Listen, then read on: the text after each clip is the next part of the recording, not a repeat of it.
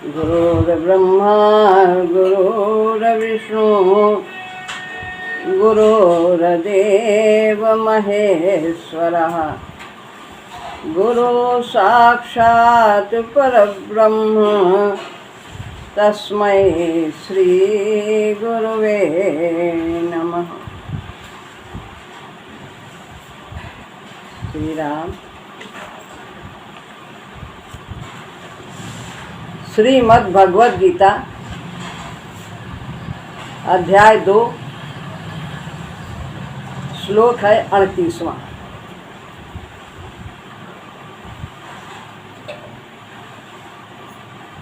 सुख दुखे समे कृत्वा लाभा लाभो जया जयो ततो युद्धाय युज्यस्व नैवं पापमवाप्स्यसि।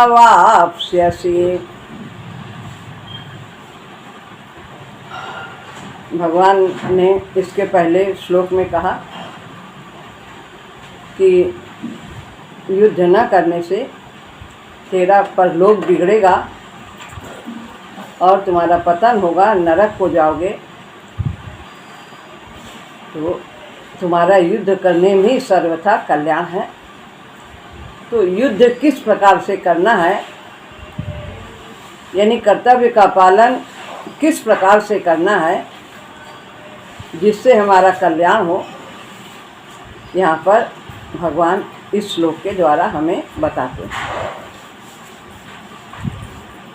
सुख तथा दुख को बराबर करके, मन में लाभ और अलाभ को और जय और पराजय को बराबर करके, मन में बाहर से तो नहीं बराबर कर सकते हैं, बाहर जो होना है सो होगा, लाभ भी हो सकता है, हानि भी हो सकती है, सुख भी प्राप्त हो सकता है, दुख भी प्राप्त हो सकती है, लेकिन अंतर मन में दोनों को समान समझते हुए फिर युद्ध के लिए डट जाओ, यानी अपने कर्तव्य के लिए डट जाओ।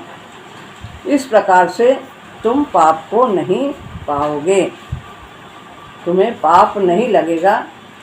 अर्जुन ने पाप की बात कही थी कि इन सबको मारने में हमें पाप लगेगा, बंधु बांधवों को, गुरुजनों को, पितामह आदि को।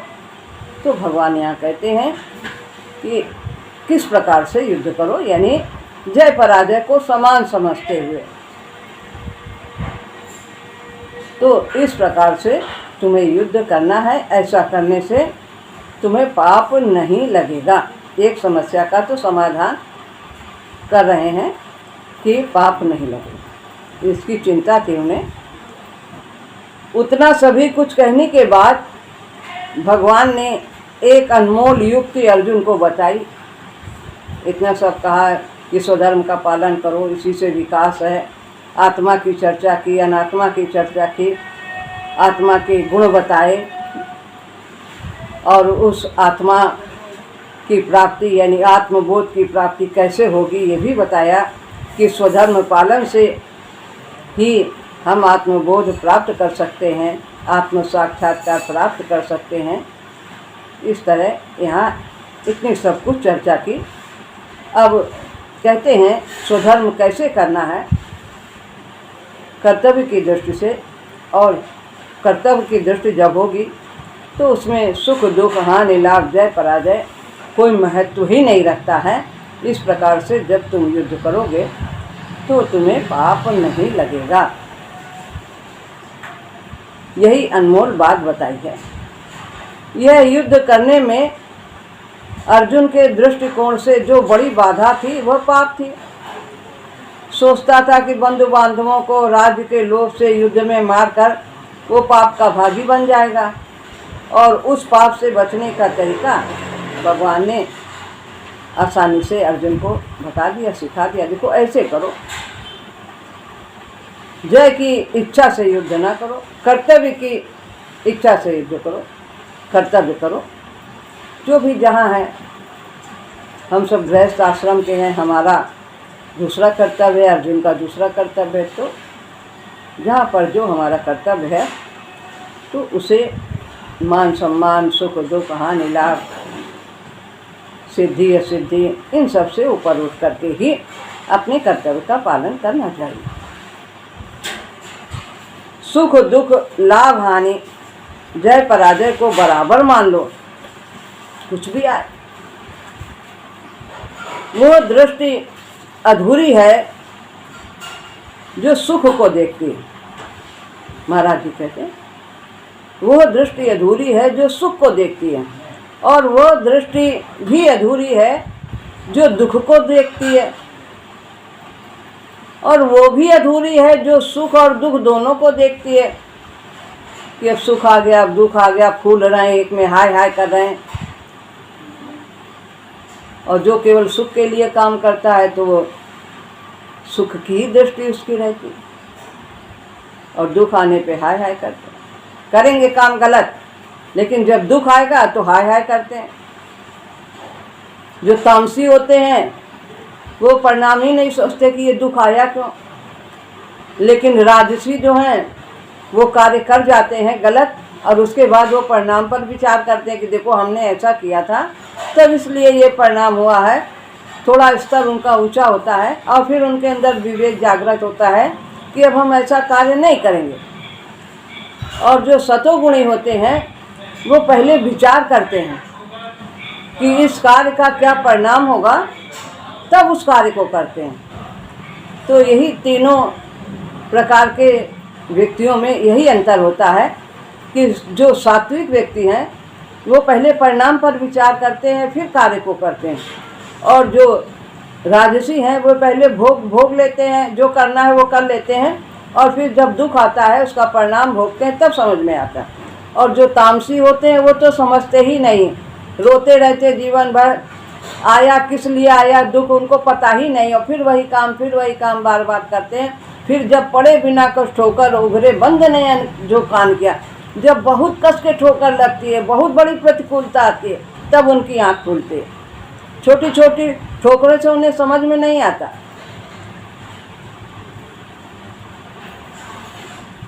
तो सुख दुख, लाभ हानि और जय पराजय को बराबर मान लो। तो कह रहे थे वह दृष्टि भी अधूरी है जो सुख और दुख दोनों को देखती है। तो पूरी कौन सी दृष्टि है? जो सुख और दुख दोनों को प्रभु का मंगलमय विधान देखती है कि इसमें भी कुछ कृपा है उसकी, प्रभु की, हमारे दयानिधि की, और दुख आया तो जरूर इसमें विशेष कृपा है। हमें पाठ पढ़ने का अवसर मिलता है, हमारे संस्कार क्षीण होते हैं, हम निर्मल होते हैं, ये दुख हमें कुछ सिखाने के लिए आते हैं। तो इस तरह से वो ऐसा सोचते हैं। तो दोनों में वे 26 जी बनते हैं, 24 जी से दुब्बे जी नहीं बनते, चाहे सुख आए और चाहे दुख आए। जो अज्ञानी पुरुष है वो नीचे ही गिरता है। अगर जरा सा भी आगे बढ़ा तो यदि सुख आया तो उसमें भी नीचे गिरेगा, अरे मेरे बराबर कोई नहीं है, मेरे बराबर। और दुख आया तो भगवान ने क्या कर दिया है, उस व्यक्ति ने क्या कर दिया, उसी के द्वारा ये सब कुछ हुआ है, ऐसा ही वो सोचते रहते हैं। तो सुख दुख, लाभ हानि, जय पराजय को बराबर मान लो। कर्म करने में सुख लाभ अथवा विजय मौलिक प्रेरणा न बन जाए, इसके लिए हम कार्य न करें कि हमारी विजय ही होगी। नहीं, हमारा कर्तव्य क्षत्रिय है, हमारा जो कर्तव्य गृहस्थ आश्रम में है, जिस भी आश्रम में, तो ब्रह्मचर्य में है, गृहस्थ आश्रम में है, वानप्रस्थ में है, संन्यास में है, जो भी आश्रम में है, अवस्था के अनुसार हम अपने कर्तव्य का पालन करें। तो हम पाप के, यदि हम इस तरह से भावना रख करके सुख दुख जय पराजय आदि की भावना से कर्म करते हैं तो हम पाप के भागी होंगे, अन्यथा नहीं होंगे। अतः यह काम संकल्प युक्त सर्वारंभ होगा यदि हम यह सुख दुख हानि लाभ इन पर दृष्टि रखते हुए, इन्हें मौलिक समझते हुए, कर्म की मौलिक प्रेरणा समझते हुए इसीलिए कर्म कर रहे हैं, तो इसे सर्वारंभ कहा जाता है। काम करने के पहले आरंभ सोच लेना, फल को सोच लेना। इस कार्य के लिए हम इस फल के लिए हम ये कार्य कर रहे हैं, तो फिर ये सर्वारंभ हो जाता है। जबकि भगवान ने कहा है सर्वारंभ परित्यागी यो में भक्ता समय प्रिय। ऐसा भक्त मुझे प्रिय है जो सभी आरंभों का यानी फल की इच्छा का त्याग करके कर्तव्य कर्म करता है, वो मुझे प्रिय है।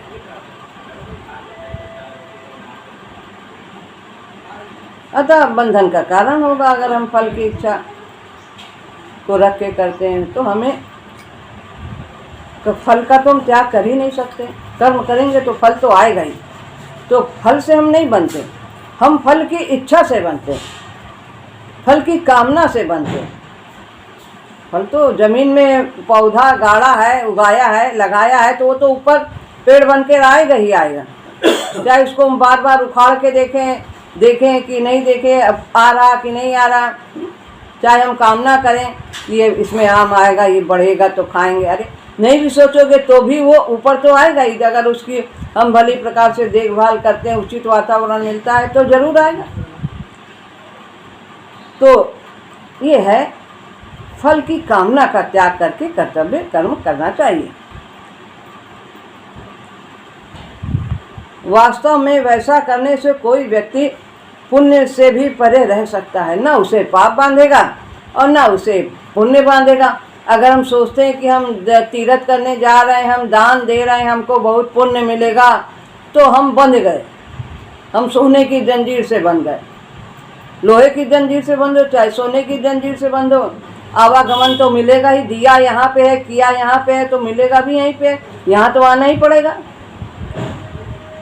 फिर एक सुख के भोगने के लिए न जाने कितने दुख भोगने पड़ते हैं। जब दृष्टिकोण ही हमारा सुख दुख का है तो फिर तो भोगना तो है। तो इससे ऊपर उठ के हमें कार्य करना चाहिए।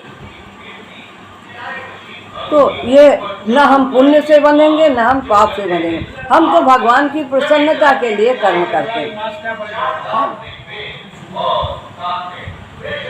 कर्म फल का बंधन ही नहीं होगा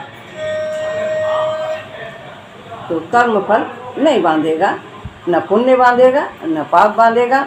न हम पुण्य चाहते हैं न हम पाप चाहते हैं, हम तो भगवान की सेवा करते हैं, बस भगवान के लिए ही कार्य करते हैं।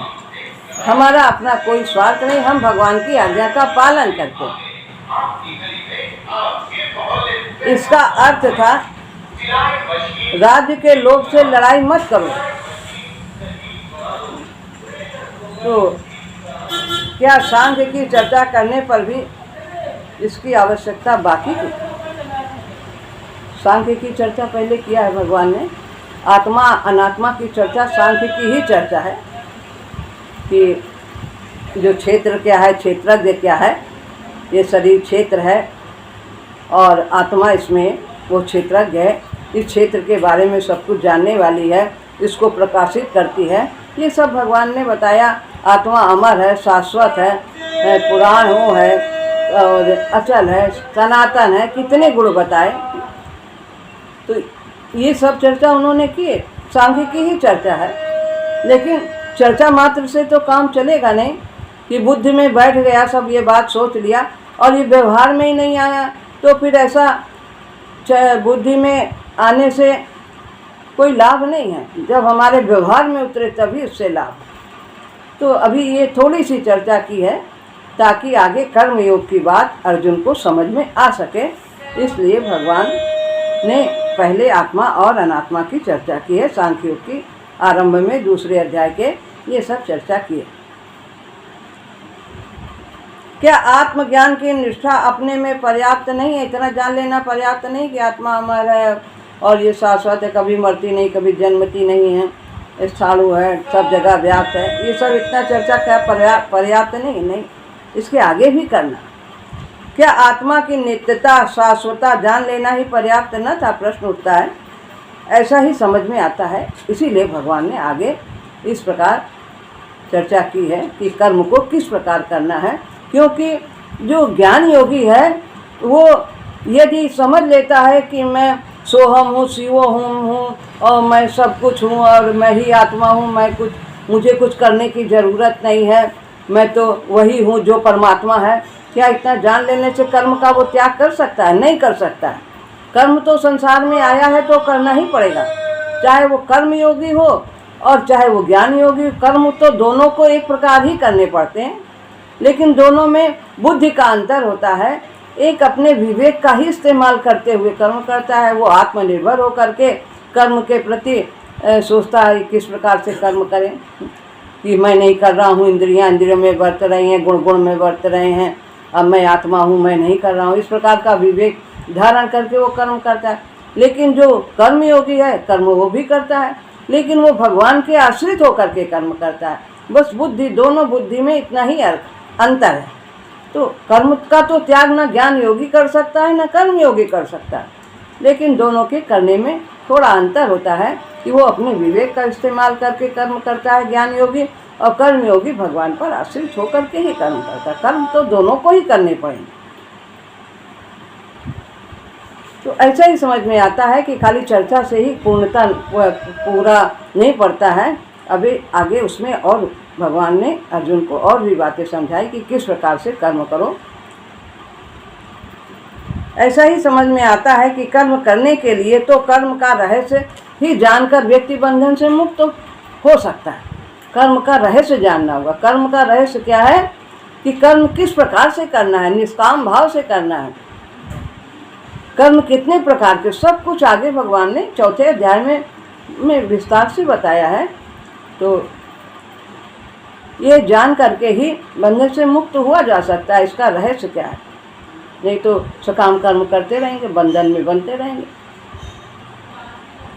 सांख्य की बुद्धि जितनी दूसरे अध्याय में भगवान ने कही है, वो तो केवल मात्र आत्मा के स्वरूप को ही बताती है कि आत्मा क्या है, इसके बारे में ही बताया है कि वो सब मर जाएंगे। सब जितने योद्धा खड़े हैं, तो अर्जुन को बहुत दुख हो रहा था, तो उनका ये सब शरीर नहीं है, सब आत्मा है, ये कभी नहीं मरती। शरीर तो आते ही जाते रहते हैं। तो यह थोड़ा सा केवल आत्मा के स्वरूप के बारे में ही भगवान ने बताया है। आत्मा मारने वाला नहीं है। ये सभी खेल प्रकृति में ही होता है, क्षेत्र में ही होता है। जितने भी प्राणी के शरीर हैं वही सब आते जाते हैं। जैसा प्रायः ज्ञान के मार्ग को कर्म से नितांत असंबद्ध समझा जाता है, वैसा है नहीं। अभी जैसा कि बताया, ज्ञान का मार्ग बिल्कुल अलग है कर्म के मार्ग। ऐसा नहीं, कर्म तो करना ही है। ज्ञान मार्ग में भी कर्म करना है, कर्म योग में भी कर्म करना है, अलग नहीं है। कर्म किए बिना तो कोई रह ही नहीं सकता। तो ऐसा नहीं है। सांख्य की निष्ठा भी तो कर्मों के बोझे के हल्के होने से, वासनाओं के किसी हद तक क्षीण हो जाने से उपलब्ध होती है। सांख्य ऐसे नहीं। जब कर्म का बोझा कब होता है? जब हम उसे आसक्ति से, अहंकार से इस प्रकार से करते हैं तो बोझा लगता जाता है हमारे ऊपर। आवागमन चलता ही रहता है, बना रहता है।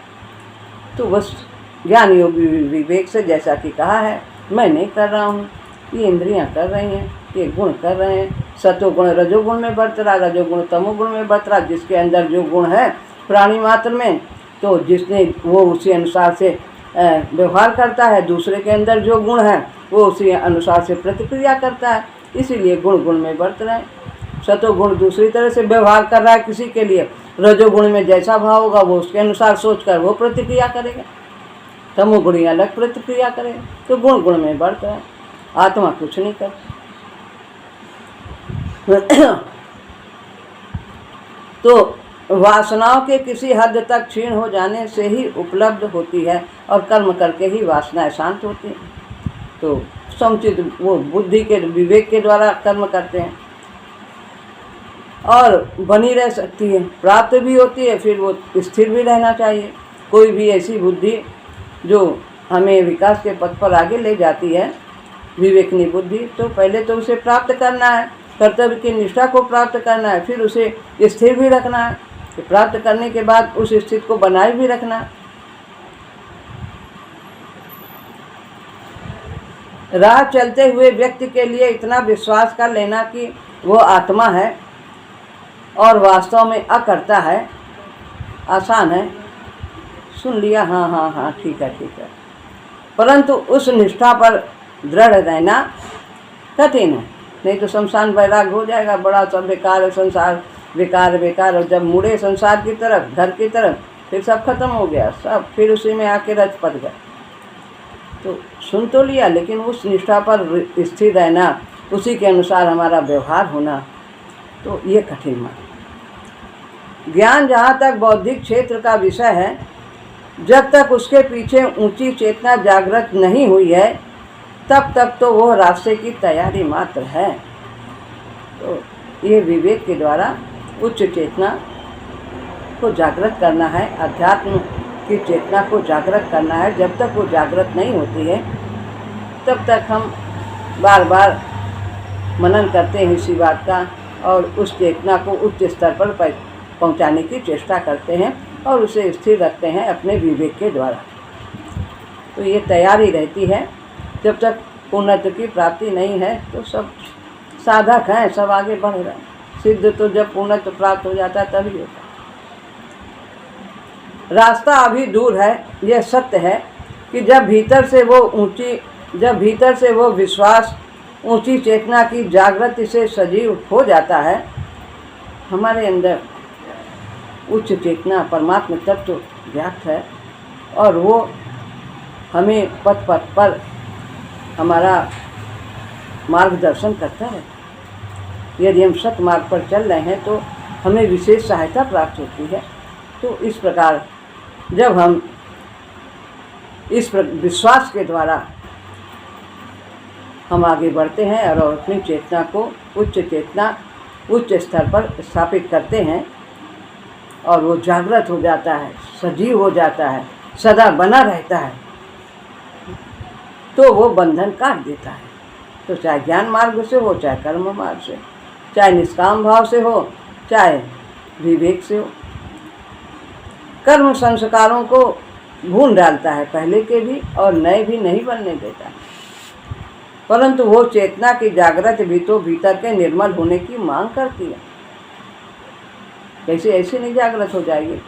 जैसे जैसे हम मनन करेंगे, निष्काम भाव से कर्म करेंगे, वैसे वैसे हमारे अंदर सोया सिंह जगे मन वन में और भागे पशुवत विषय विकार। सिंह जग जाता है आत्म तत्व का और फिर सारे विकार स्वतः ही भाग जाते हैं।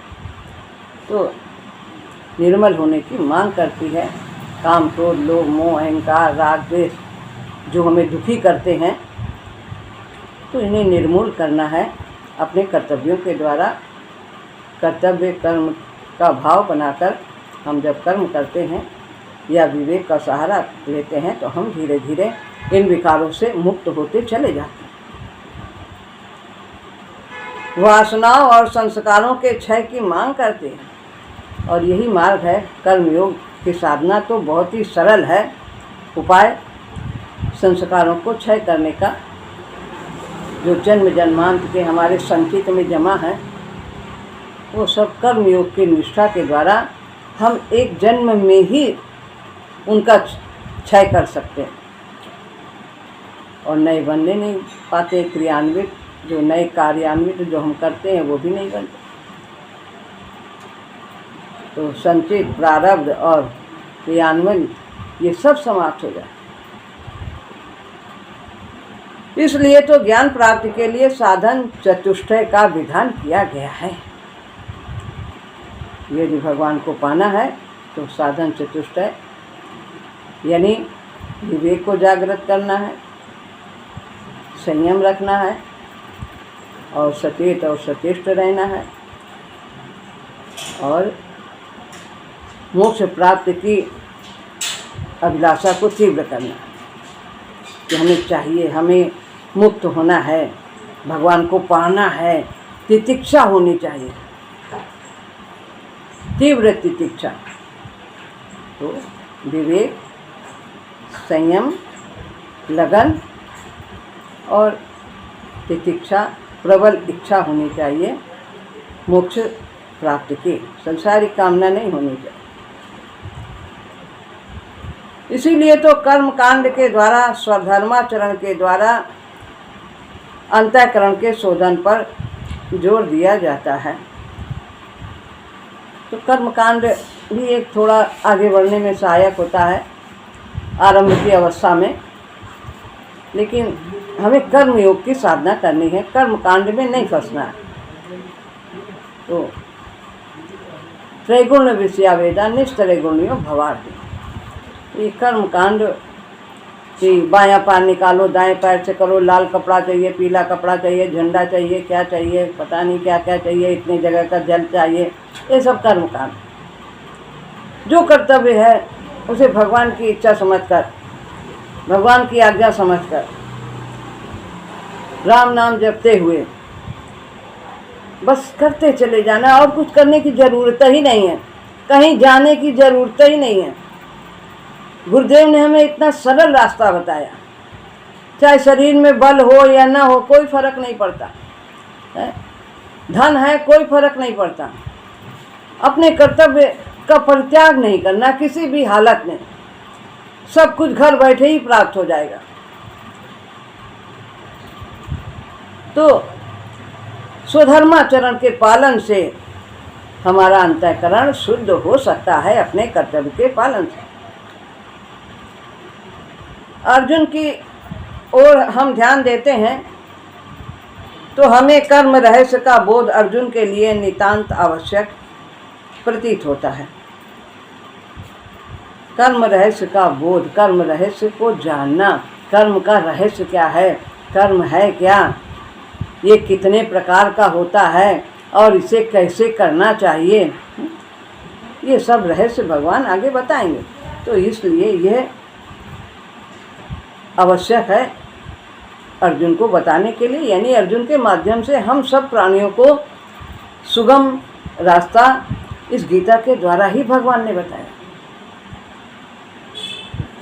जिसने लोभ मोह और घाटियों को अनेक जन्म की साधना से प्राप्त कर लिया है वही ज्ञान में एकाएकी स्थिर हो सकता है।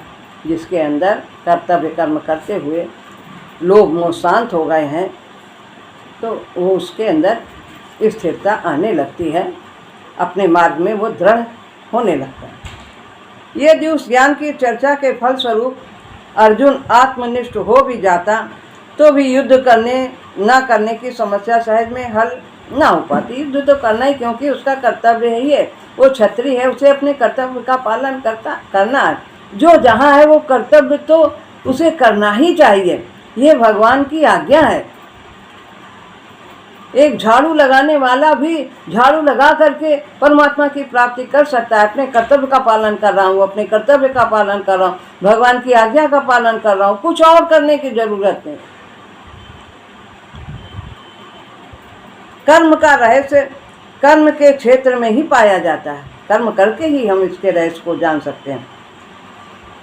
कर्म कैसे करना चाहिए, इस प्रश्न का उत्तर तो प्रधान रूपेण कर्म से ही संबंध रखता है। जब करेंगे तभी तो समझ में आएगा इसे कैसे करें। जब हम त्याग कर देंगे कर्म का तो हमें कैसे हम इसका रहस्य समझेंगे कि हमें किस प्रकार कर्म करना। हम कर्म ही नहीं कर रहे हैं, जब हम कुछ काम करेंगे तभी तो हम उसको सीखेंगे कि किस प्रकार से करना है। रोटी बनाना है और हम बनाए ना तो क्या हम सीख जाएंगे? नहीं देख के नहीं सीख जाएंगे। तो उसके लिए तो व्यवहारिक ज्ञान होना है। तो कर्म करके ही हम व्यवहारिक ज्ञान प्राप्त कर सकते हैं कि कर्म किया, इसका क्या परिणाम हुआ, अच्छा हुआ कि बुरा हुआ, लोग सुखी हुए कि दुखी हुए, मैं सुखी हुआ कि दुखी हुआ। ये सब हम कर्म के द्वारा ही करके प्राप्त कर सकते हैं, जंगल में जा कर के नहीं कर सकते। तो भगवान ने अर्जुन को सांख्य का ज्ञान ही क्यों कहा? वो सारे उपदेश की भित्ति है, उसका जो है उन्होंने एक नीचे जो जड़ है वो बनाया है, क्या आधार बनाया है, और उसी पर थोड़ा सा अर्जुन को इस प्रकार का ज्ञान दे करके उनका भय समाप्त हो जाए। ये मर जाएंगे, सब मर जाएंगे, वो कभी नहीं मरेंगे। इस प्रकार आगे तू अपना कर्तव्य कर, और कर्तव्य किस प्रकार से कर यहाँ पर भगवान बताते हैं। उसका बौद्धिक बोध हुए बिना आगे की बात समझनी और उस उपदेश को लागू करना असंभव है।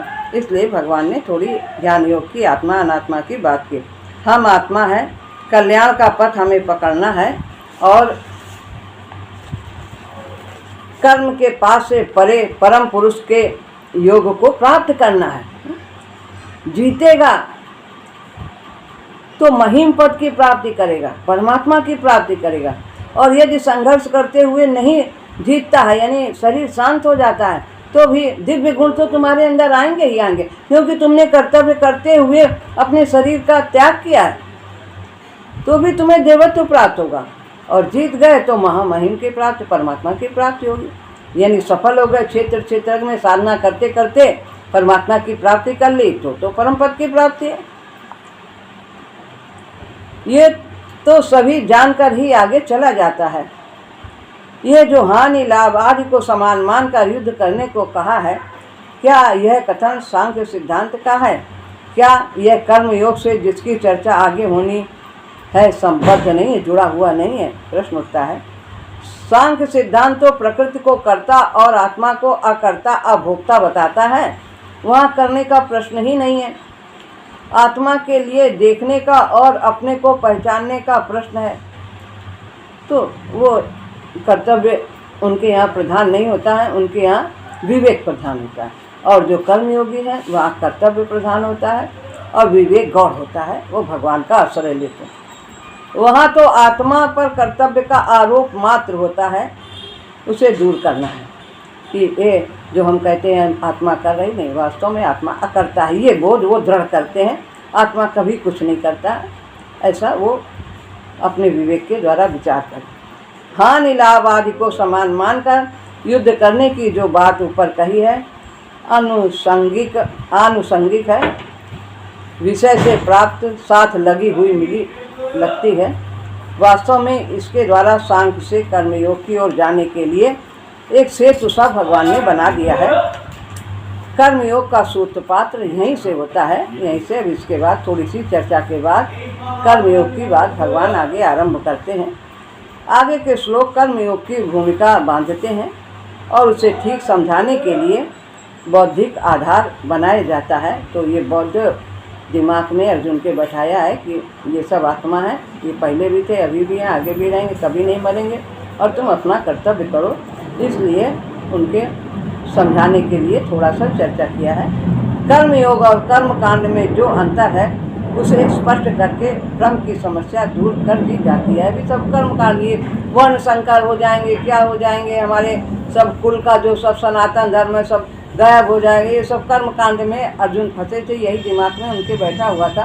तो इस बात को दूर करने के लिए भगवान ने ये सब बातें कही हैं। अब आगे कर्मयोग की चर्चा करें। श्री राम।